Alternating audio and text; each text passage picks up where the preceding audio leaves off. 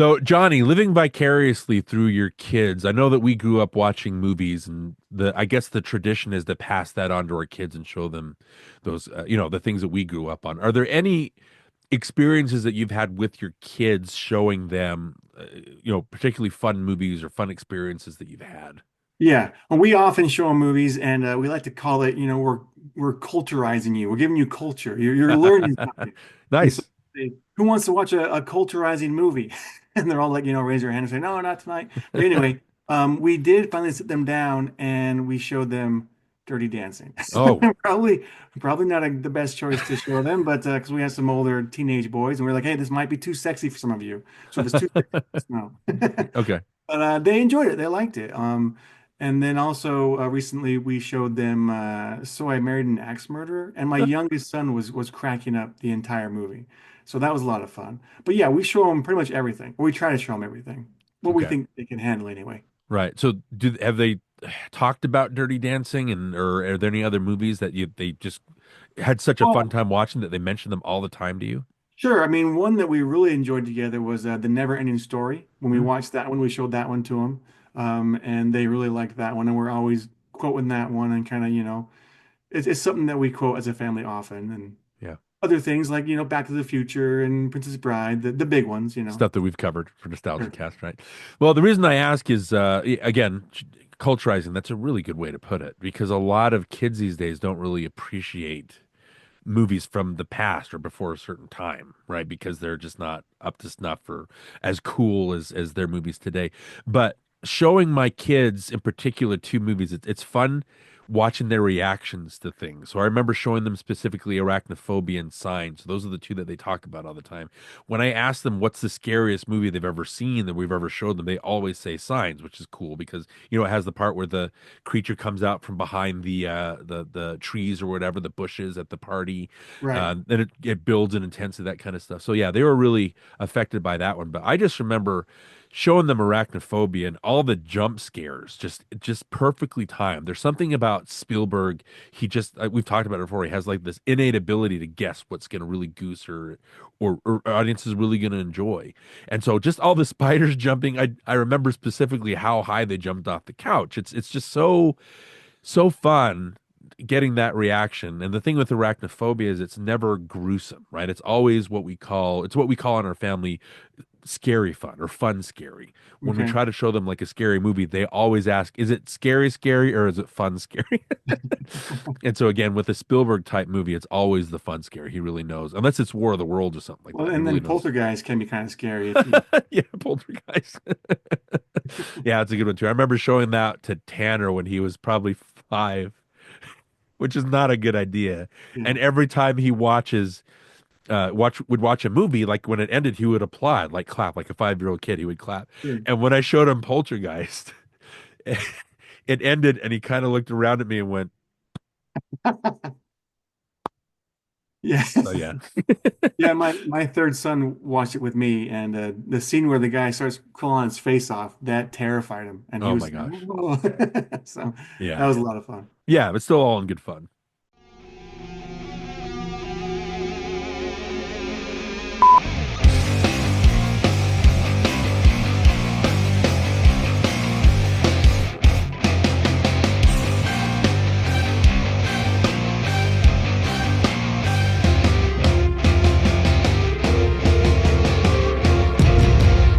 All right, welcome back to NostalgiaCast. I'm Darren.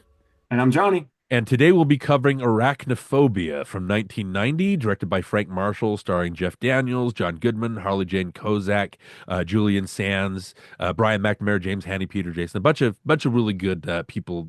A lot of people in it that you're like, I know that guy from something else, even though you Yeah. don't know their names. So again, Arachnophobia is a movie that, like we're talking on our bucket list season, I've just had so much fun with this movie over the decades. It's something that I go back to just to remind myself what scary fun looks like. But as far as our histories go, I remember, John, you remember the theater Carillon Square that we used to Yeah. have out here? And I guess now it's like a Home Depot or something like that. I can't, Hobby Lobby. Hobby Lobby, something like that. They've really messed with it, or Michael's.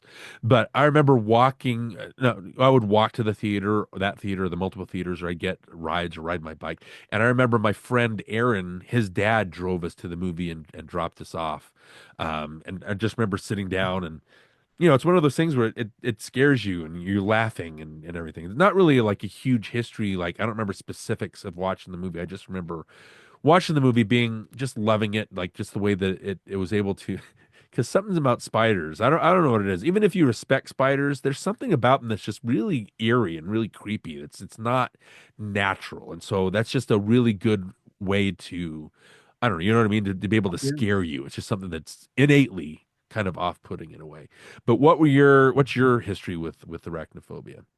Well, I saw it at another theater that's not there anymore, Movies 8. Ah, And that was something that we'd go to that theater often on Tuesdays and spend $1 or something to get into a movie. yeah. And it was really cheap and it was really fun and it was something we would always do. But yeah, I mean, I'm with you. I do not like spiders. They creep me out. I don't know if I could be in a movie like this. I couldn't deal with having to have a spider crawl on my face or crawl on my leg way I'm doing something like that. Yeah. When I see a spider, I still kind of get a little jittery. I'm the one that kills the spiders in our house. My wife, will occasionally, but my sons don't do it. They won't do it. But anyway, so yeah, I'm not a big fan of spiders. But the movie, yeah, I always enjoyed it. I remember really liking it. I wouldn't call it scary, but it's still creepy. But it's well done, and I mean, for a I don't know if you would call it a B movie or not, but for a Mm. a lower grade movie, I guess it's really well done. It's really well put together. It follows all the beats, and it leaves you going away happy.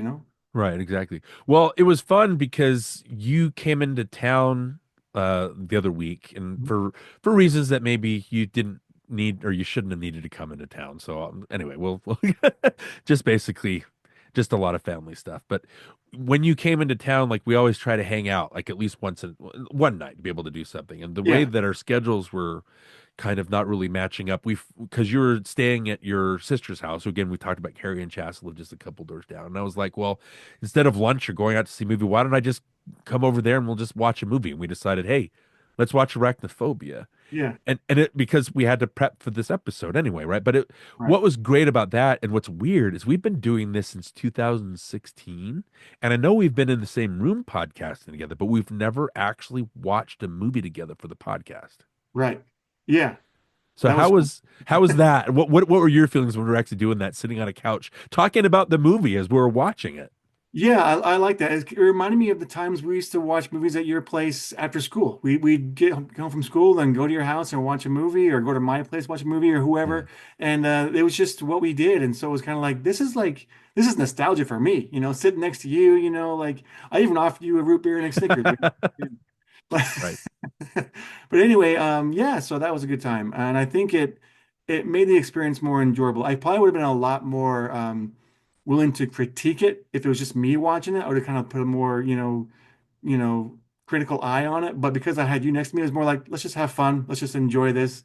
And yeah, so like I say, it was a lot of fun. Right.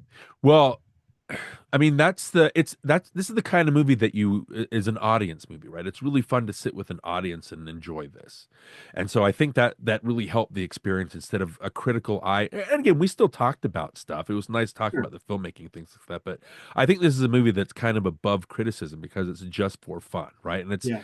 we can critique these things and everything, but sometimes a movie is just to be entertaining, right? But let me ask you, like watching it again after all these years, what was your first takeaway from the movie? Like, what was your main takeaway watching it after, say, years or decades?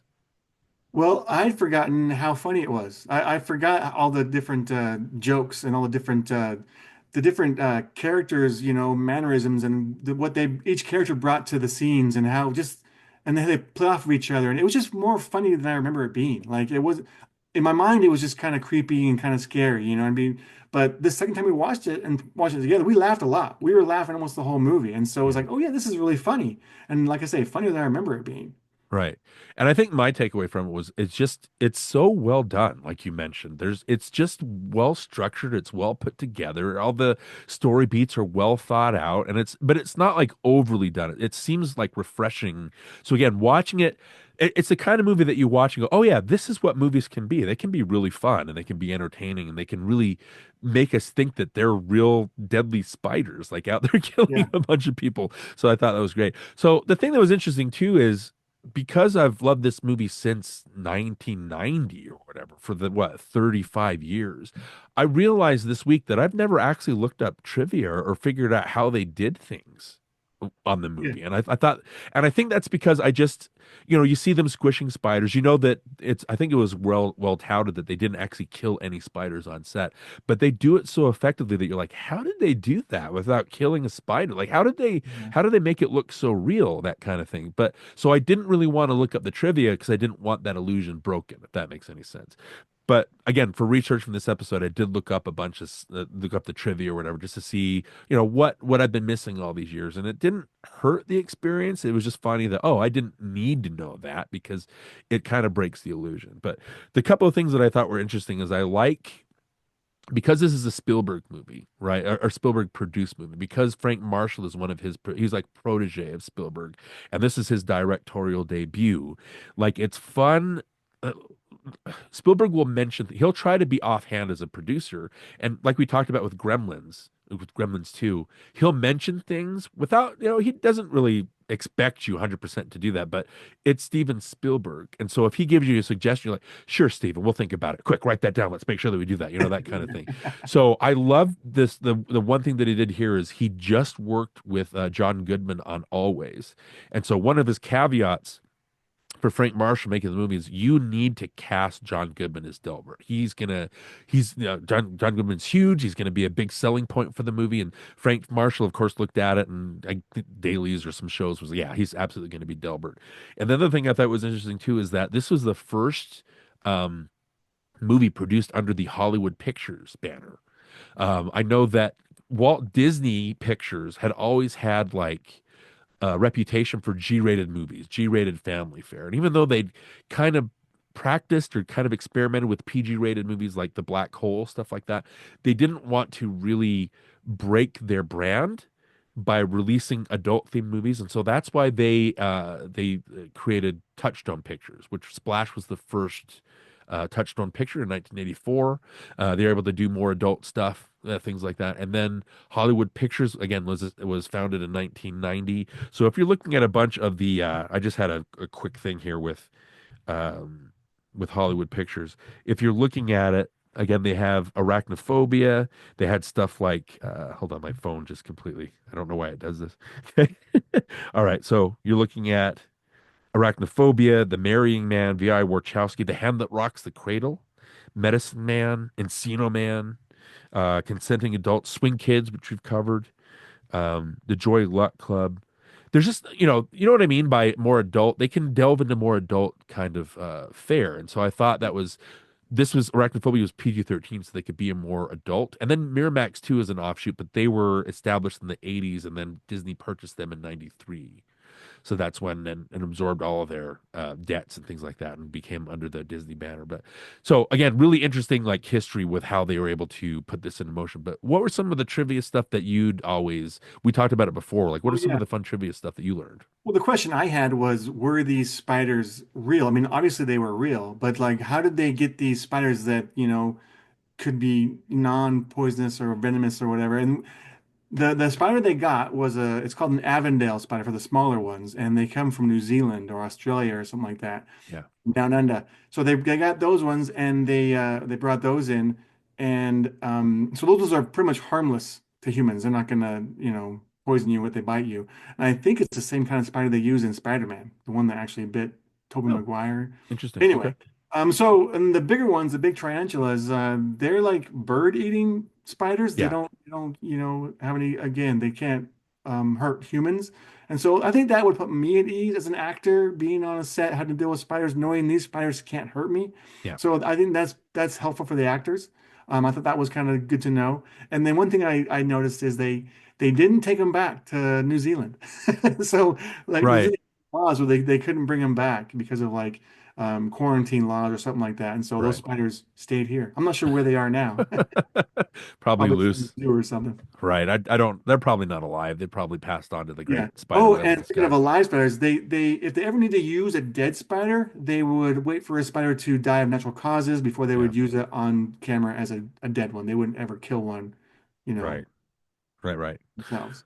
Okay, and I know too that they the what's his name, Jamie Heineman, who's the Yeah, producer of Mythbusters. Mythbusters. He Yeah, actually created that 15-inch General Spider, which they called, I think they called it Big Bob, named it after yeah, Robert Zemeckis. I thought yeah. was really funny. But yeah, so yeah, again, a lot of fun stuff that they kind of put into the making of the movie, which we'll probably talk about when we circle back to that. But as far as like, we kind of mentioned it during Gremlins, like we just barely talked about Spielberg. This was produced again under not just under Hollywood Pictures, but under Spielberg's Amblin Entertainment banner, which again was founded in the '80s with Spielberg, Frank Marshall, and Kathleen Kennedy were the ones that kind of established that. But this, and Amblin, just looking that history up too, which is very interesting. It was named after Spielberg's one of his movies that he made in the '70s. Amblin, it's like about hikers. He made it, I think, for $15,000, and then that's he was able to show that to Universal, and that's kind of what got him his directing deal. And then after he'd done Sugarland Express and Jaws, that's when they established Amblin Entertainment, and he was able to make more movies under that banner. And so we're talking about Twilight Zone, the movie, Gremlins, Inner Space. We talked about that. Batteries Not Yeah. Included. Who Framed Roger Rabbit? Isn't E.T. Amblin? E.T. was Amblin, and again, that's where the logo comes from. It's E.T. flying across the moon, but it was uncredited. Like I guess there was some kind of deals with Universal stuff like that. But Amblin did produce and made the movie, even though it wasn't kind of touted as such in the credits. But what I thought was really fun is Spielberg had a really great year. Like looking at the Amblin releases, just 1990 alone, Johnny, he had Joe versus the Volcano, Back to the Future Part 3, Gremlins 2, and Arachnophobia. I mean, how's that Wow. for a great lineup? Yes, that's really good. Yeah, I mean, they had a really great year, really fun. I don't know if I'd call these movies like groundbreaking. Like they're not like they didn't change the way that movies were made, but that's a good solid crowd pleasing run of movies, and I just think Yeah, that that's kind of what you want from a movie studio, be able to and we like we said, we still talk about those movies today. But what going over everything that we're looking at here with I guess the main thing that I want to talk about, like the movie is so well structured, I really want to talk about that screenplay, yeah. Well, Wesley Strick and Don Jacoby's screenplay. yeah. Well, you are the writer. You're the one who Right. knows about screenplays. Right. One thing I will say is it does follow like a formula. Like if you know the formula, this movie follows it, Yeah. but it does it so well that you don't mind that it's following a formula. You're like, yeah, so what? I mean, yeah, it hits all these certain beats and it does everything just right, but because it does it so well, you're like you just go along for the ride and you find yourself just kind of getting lost in it, even though. Yeah. But I know you're gonna say this, but the script is very smart too. Like Yeah. it's not like just something they've thrown together at the last second. It's actually really well structured, and it's got some really great dialogue, really great lines, some great character development. I mean, it's Mhm. got, like I say, for like a lower budget rated movie, it's pretty dang good. Well, it's not lazy. I think that's the best way to put it. Like when I think the original script, I think Al Williams and Don Jacoby wrote this original script, and it was kind of by the numbers. I think the Jennings character wasn't even afraid of spiders in that initial screenplay. And then I think they brought Wesley Strick on board, who we'll probably end up talking about. He wrote some pretty good screenplays during the '90s. Wesley Strick came on board and kind of did a rewrite of it. But it's interesting you talking about it following a formula. That's what B movies are. It's like B movies take this like really corny kind of concept and they just follow the beats like you expect Yeah, them to.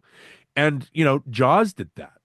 yeah, Jaws was a B movie about a shark that comes and starts picking people off, but it was given like an A grade treatment. And so that's what kind of makes Jaws more of a classic and a well remembered. Arachnophobia, I don't know if I'd quite call it A grade, but it is very smart and because it does just follow those basic beats. Like there's nothing like The Indianapolis speech from Quint in Jaws, which kind of elevates that movie to something else. Yeah. There's nothing like that in here, but there's nothing wrong with that. There's nothing wrong with a movie being a B movie, and especially being as well made as this is for a B movie, right? Yeah. So you're saying that it's smart. The thing that I really love, and we talked about that in our Back to the Future conversation, I think this screenplay is on the same league as Back to the Future. That's high praise. But if you think about it, I love the way that it kind of it sews in these little themes and these little story ideas that are going to come and have like a payoff later, right? These little Yeah. Chekhov's gun. So I wrote down a couple of them, which are really cool. When Jennings, let's see, what's his wife's name? When they move in and it's yeah, Ross and Molly when they're unloading the moving van or whatever, and she's talking about like all the things they're going to do and like you're going to be one of the most well respected doctors, and then he says a line, well, respect is fine, but I've always wanted to be feared, Yeah. which is a funny line. But then later, when Margaret is killed, when the kid at the football field is killed, he starts earning the name Dr. Death. So it's funny that, yeah, he says this as a joke, but he does end up being Right. feared, right? Even though Yeah. that's kind of when the old, who's the old Dr. Metcalf when he passes on, right? That part of the story is kind of just it's forgotten about it. It's basically resolved because he's not feared anymore.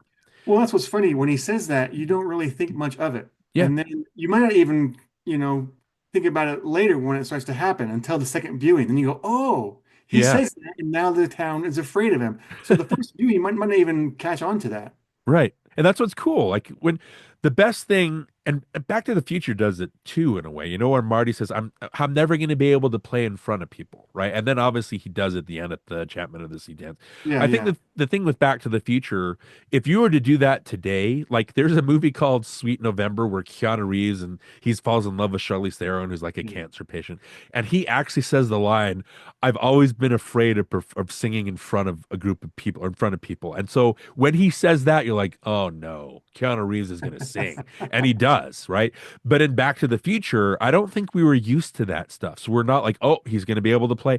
So when it happens later in the movie, when he's actually playing the guitar, you're like, oh, like that's right. Like that's so cool. You weren't thinking about it. It's the same Yes, thing with the I Want to Be Feared line. It's not they don't pause on it. They don't like make it like Molly doesn't say, well, that was a weird thing to say. I hope that doesn't come to right, fruition. He just says it, right? right.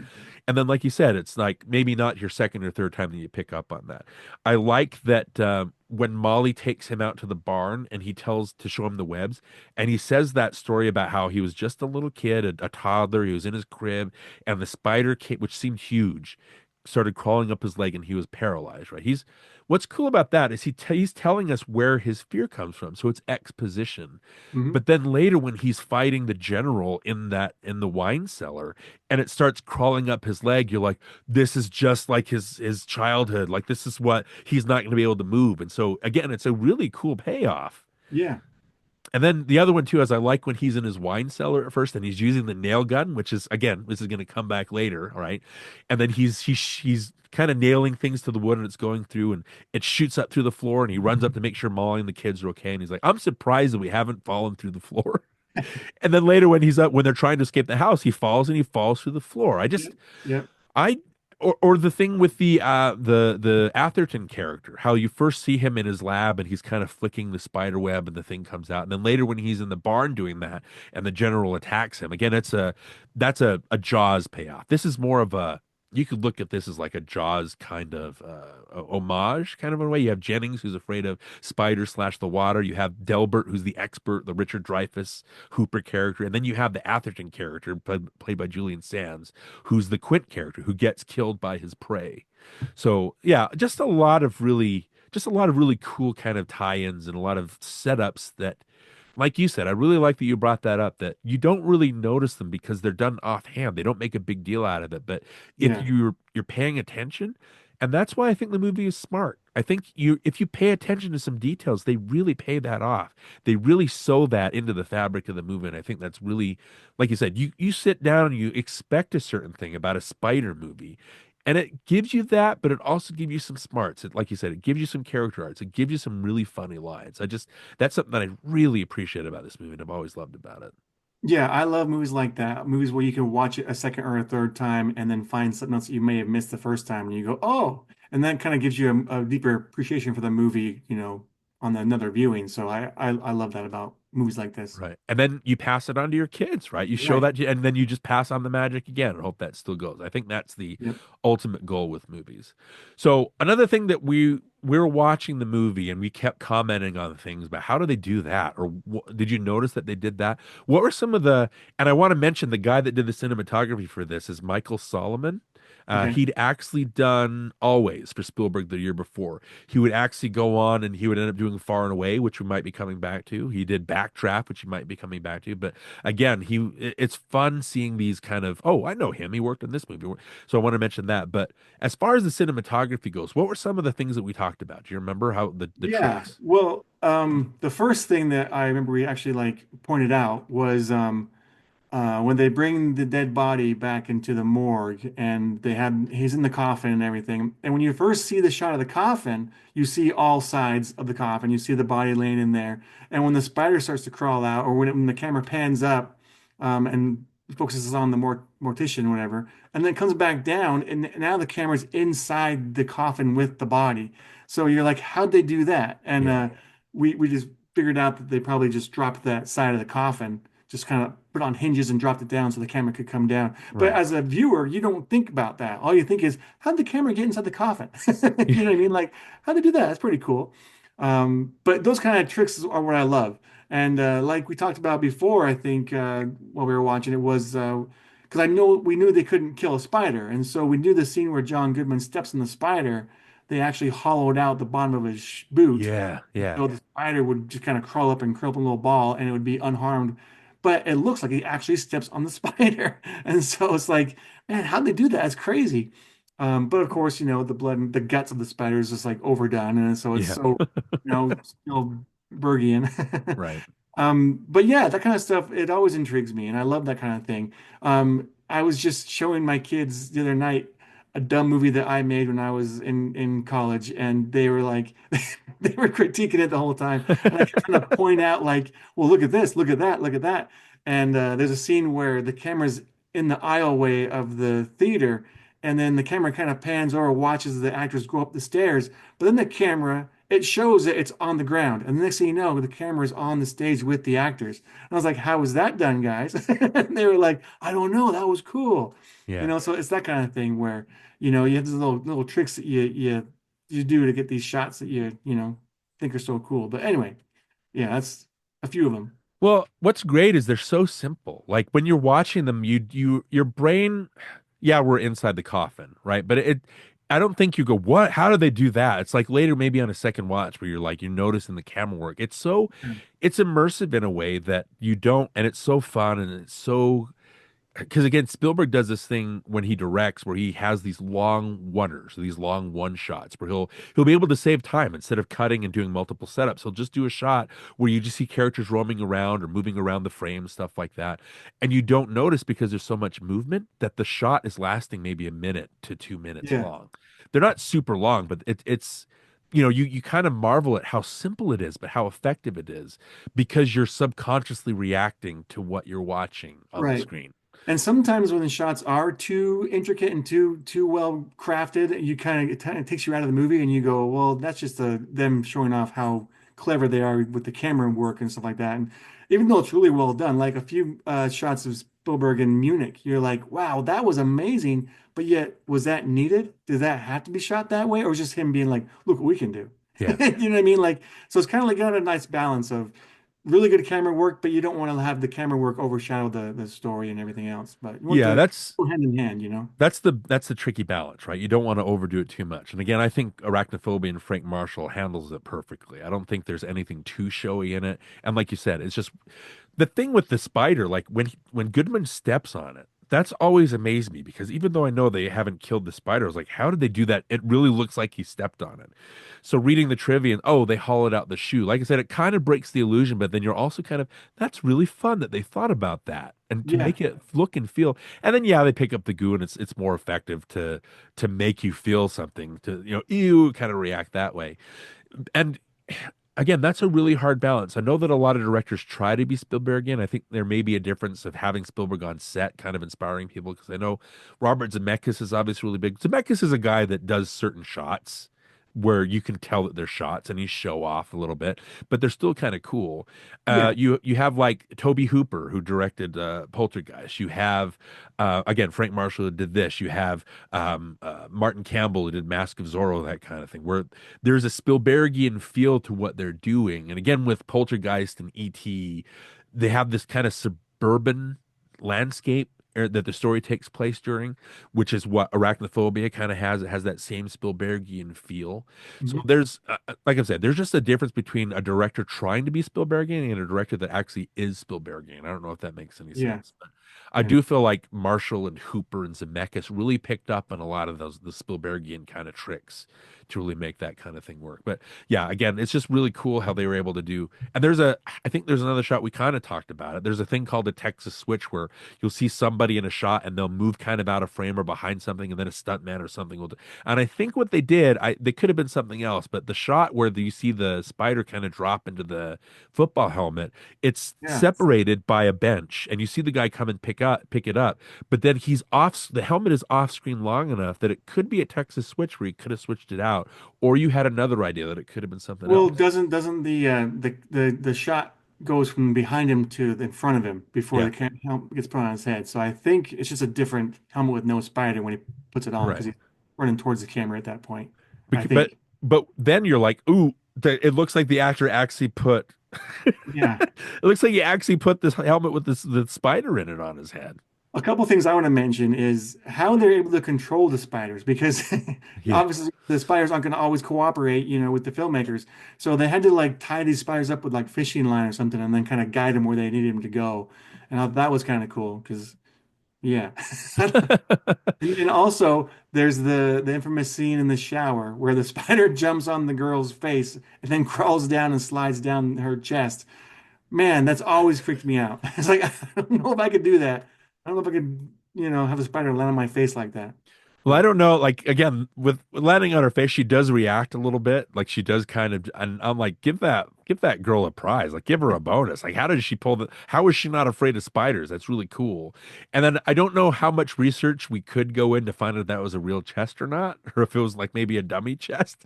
But again, it's that's the kind of thing I'm talking about, where you see these things happen on screen and you're like, wait, how did they do that? Did they really do that? Or was it a trick of the camera, a trick of the mind? And I yeah, just even the part where the two girls are kind of scaring each other with the itsy bitsy spider thing and they drop the book onto the spider. Obviously they probably hollowed out the book and then she steps on it so it looks real. But and again, you can tell like when Daniels is he's fighting the general there you can tell if you're really looking for it, you can tell there's a difference between the mechanical spider and the actual spider. There's yeah, a shot and you can tell it's the mechanical one, but where he when Jennings is chasing after the spider with the flamethrower, his makeshift flamethrower, and you see the spider crawl across, and then the spider stops behind a like a pole or something like that, and he shoots the flamethrower, and then when he's done, the spider keeps moving. And yeah, when you watch it maybe a second time, you're like, oh, that's just the mechanical spider. But when you're watching it the first time, you're like, how did they get the spider to stop like that? You know what I mean? How did yeah, they pull that shot off? This movie is so full of these things. Other than the examples that we mentioned, it's got all these little bits and pieces that are really fun that kind of make you go, you believe in the illusion, right? You buy into the illusion. yeah, yeah. And you So don't mind it's a mechanical spider. Like yeah, I don't anyway. Like even though you might know it is one, you're like, so what? That's pretty cool. right. It's the magic of movies, right? What's wrong with picking up on that? I mean, I think today there's something with the way that kids today or people today that are new to movies or newer to movies, the way that they watch movies is it seems like they want to be able to pick up or be smarter than the movie that they're watching. I don't know if that makes sense. Where they're like, "Oh, I know how they did that," or "I can guess this line before they say it," which is kind of a weird thing to do because if they're watching Arachnophobia 35 years after the fact, if they're watching Die Hard like 37 years after the fact, and then they've grown up on movies that have been inspired by Die Hard or that have ripped off Die Hard, and then they look at Die Hard and Arachnophobia and go, "Oh, I'm smarter than this movie because I know how they did that stuff." when back in the day in 1990 you weren't, or 1988 when Die Hard was released, you don't know all the tricks. Like Mhm. it hadn't inspired people. It hadn't inspired other movies. It's just a weird way of people watching and trying to be smart. I just don't understand that. It's like just give yourself to the magic of the movie. Yeah, it's a mechanical spider, but that's still pretty cool that they're able to make it move like that. You know what I mean? Yeah.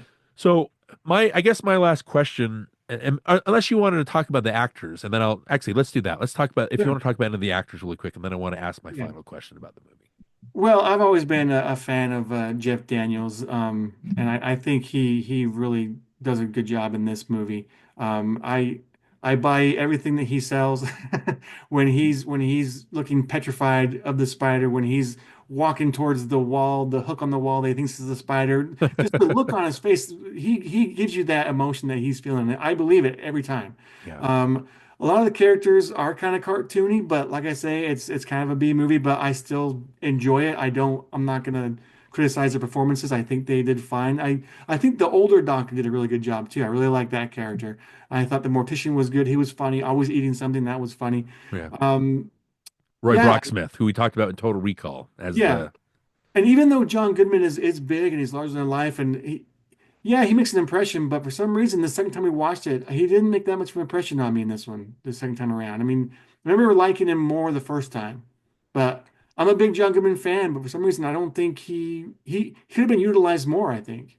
well, do you think because our memories kind of when we're younger, I think 1990 we were probably what 12, 13 when the movie came out. Our mindset is a little bit different. So maybe John Goodman was more funny and he applied to that age. And then now it's not quite. Yeah, he's not. He's a fun character, and I like that the Trevor Jones score it gives him a theme, a funny theme, right? Yeah, He's funny, but he's never a cartoon. I really like, and we picked up on it. I like the part where he's talking to the coach after the girl has seen the spider go down the sink or down the drain or whatever, and Delbert comes to investigate. And Delbert he's wearing a glove and he's talking to the coach about, yeah, I'd use this special spray. It's biodegradable. It doesn't hurt the environment. And I'm like, that's really cool. Like that's what an expert would do. You know what I mean? And it's not so much Goodman's performance, but it's part of the writing. It's just a nice little touch that they yeah, add in there. But yeah, I do. I think the funniest part is when Molly brings him in and they're in the basement and he's got that little thing. He's listening to the wood and he's got these wide eyes and he's really funny and he goes, tell you what the problem is. It's bad wood. She's like, well, what do we do? It's like tear out bad wood, put in good wood. Like he's really funny. I like when he squishes the spider and he hears the dog barking at him. He goes, yeah, I'm bad. So you know what I mean? He's not a cartoon. He could very well be like a Wayne Knight in Jurassic Park cartoon character, but I like that he was grounded in reality. Same thing yeah, with the Roy Brocksmith character. The way that it's just a fun little character trait that he's a morgue attendant, but he's eating all the time. yeah, yeah, Right? You commented on the Brian McNamara character, the Chris Collins character that comes to help. The way they introduce him, he's playing table hockey. yeah. And what did you say about that when we were watching that scene? I forget what. I don't You know. you just like I think you said Oh, it's cool that oh yeah, giving an actor some business. You know what I yeah mean? It'd be different if he was just like sitting at a cubicle or at a desk and they walk in and talk to him and he's like, "Oh, okay," and he gets up and leaves. But when you're actually doing something, it makes it just so much more interesting as a scene, you know, and giving your actors business and real life, you know, natural business that you would be doing in real life. yeah That's what makes sense to me. That's what I really enjoy. right and then just that's what I mean. It's like you give these characters an interior life. They're not just sitting around waiting for somebody to bring them into action. When they introduce he's already playing the table hockey, so he's already got something going on. He's not just sitting there waiting for someone Yes. to bring him on stage, right? And you're right with Daniels. He's always been a really good everyman. Like we saw him in Terms of Endearment before this. We saw him in Purple Rose of Cairo. Just have him, and then we talked about him in Speed, obviously, where he thought his career was on the downslide. I think that really helped revive his career. Yep. But Daniels is just one of those dependable actors where you just know he's going to deliver his lines well. He's going to be a believable guy. We're going to like him, even in something like The Martian, where he's all business and he's not so much a villain in that movie. He's just very logical. We can't do this, we can't do that, and it's just a human. trait. He's a human in that. He's not so much a cartoon. I really like when they introduce a lot of that stuff and make sure Yeah, that I will say that when I saw him in Dumb and Dumber, I did kind of see through his performance a little bit, but the more I watch Dumb and Dumber, the more I like his performance. yeah, he's really giving it his all in that one, right? Yes. Harley Jane Kozak is really good. She's just the wife, right? She's good as the wife. I buy the Yeah. relationship. Julian Sands, we do have to mention him. I think just in a couple years ago, he disappeared. He went on a hike or something like that, and they lost contact with him. And I think they found him 5 months later after he disappeared, where he just was in an area that's known for people slipping and falling, and so he ended up dying, and they couldn't figure out what he died of because by the time they discovered his body, it had already succumbed to the elements so much that they couldn't Mm. tell. So I did want to mention that. I also want to mention Stuart Pankin as Lloyd. Just really fun payoffs of that character. He's introduced as Yeah. this really blowhard, kind of stuck up, like haughty, kind of kind of this character that you love to hate. And I love how Yeah. everybody just keeps sticking it to Yeah. him. Very Wayne Knight kind of Yeah. performance. You can see Newman playing that part. Right, but even then, I don't think the Lloyd character is a cartoon like Wayne Knight might He have doesn't play played. like a cartoon, no. Yeah, No. he's just an oaf, right? That they kind of Yeah. make fun of, and I don't I like all that stuff. The way they make fun of him and kind of dig at him. The James Handy character says "Shut up, Lloyd" a bunch of times, and it's really funny whenever they do that. I like when they're walking into to investigate Margaret's house, and Jennings is like, "Hey, cheer up, Lloyd, perk up, Lloyd. If we find the spider that did this, you can arrest him." And you just see the James Handy character kind of laughing and kind of liking that they're all. So again, it's all these really good built-in character moments. It's all this really good, believable, kind of tangible effects. I really think it's interesting, Johnny, that out of these four movies that we've talked about so far, we've talked about Total Recall, Gremlins 2, Lord of the Flies, and this. There's only been one case of CGI. And that was in Total Recall with the X-ray machine, where we just see it for a little bit, right? Mhm. It's amazing watching these movies and realizing how much they rely on practical effects Yeah. and how much they don't go the lazy route because you can do this with a computer. Let's just do Oh everything. yeah. There's a real sense Nowadays of it would be done with computers. These spiders would be generated with CGI, yeah. yeah, it'd be easy. There's like all the things that we've talked about. There's a real feeling of how are we going to pull this off? How do we make this believable? How do we make this fun? How do we make this scary? And you can see maybe through the seams like we've talked about, but that's the fun of movies. I just like that there's a real sense of creativity and imagination to pulling off the story. Yeah. And isn't there like a in the works Arachnophobia remake? I don't know. Yeah, I think Frank Marshall's going to produce it. I just know that because if you're looking at the history of these movies, like spider movies, you've got Tarantula in the 50s. You've got a movie called Earth versus the Spider. You've got the Kingdom of the Spiders, the Great Spider Invasion, stuff like that. And then this movie comes out. Then after you have Eight-Legged Freaks. You've got Yeah, I think that's right. yeah, Infested was a movie that they just barely released. Sting was a movie. And then you have the ripoffs like Arachno Quake or Big Ass Spider, things like that. But the thing with this movie is I don't know, there's been movies before this and movies after, but they've never been able to balance the scares and the comedy just right like this one does. It either goes really scary or it goes really funny. Like Eight-Legged Freaks was so goofy and the spiders were so over the top that I was never scared at any point or even kind of a nerve because I could tell they were just fake spiders, right? And so I don't know, it's just a cool balance. So my final question on arachnophobia, Johnny, is why, and I have my own ideas, but why do you think this movie is so effective as a scary movie, but not a gross or disturbing movie? What do you think the balance is? What's the secret sauce to this Well, movie? I think what really boils down to is dealing with spiders. Most Right. people don't like spiders. I mean, the majority of us don't anyway. So I think that's just what they have going for it is the fact that these creepy little crawly things are and they're deadly. So that adds another element to it. But I will say I think the practical effects have something to do with it. I think the screenplay has something to do with it. And I think just the overall structure of the film, and I think it's well executed, and it just works, man. Yeah. All that. I think the thing with the spiders being, we talked about it when we watched the movie, like they're big, but they're like handleable, right? It's like, oh, we can see that spider existing in the real world. It's nothing like too over the top. Even the general is like there are tarantulas that are that size, right? But I also like that they, like you said, that thing with the deadly spiders, it adds an extra element to scenes where we're already vulnerable. I think that's really cool. Like you're in the shower, you're on the toilet, like you're in the dark, you're waking up, you think you see a shadow on the wall, right? Yeah. I think it really taps into these like innate fears or these innate kind of like I said vulnerabilities, and it plays on those where you're kind of like I could see myself in that situation. Right? I think that's a big part of the fun of this movie. Yeah. I mean, I've even found a couple of black widows in my garage recently, and so just having to deal with that is like, that's terrifying enough. Right. But one thing I will say is one thing I want to critique is every time like a spider jumps on somebody, it like quickly bites them, and then that person ends up dying or something, or they, Yeah. swallow it or whatever. But Jeff Daniels' characters can somehow manage to get jumped on and then, push him off and not have them bite him right away. So Right. that's one thing I noticed. Like, why is he able to get him off and then how it doesn't bite him right away? But the other ones, they can't seem to get it off fast enough. I don't know. It's just I something.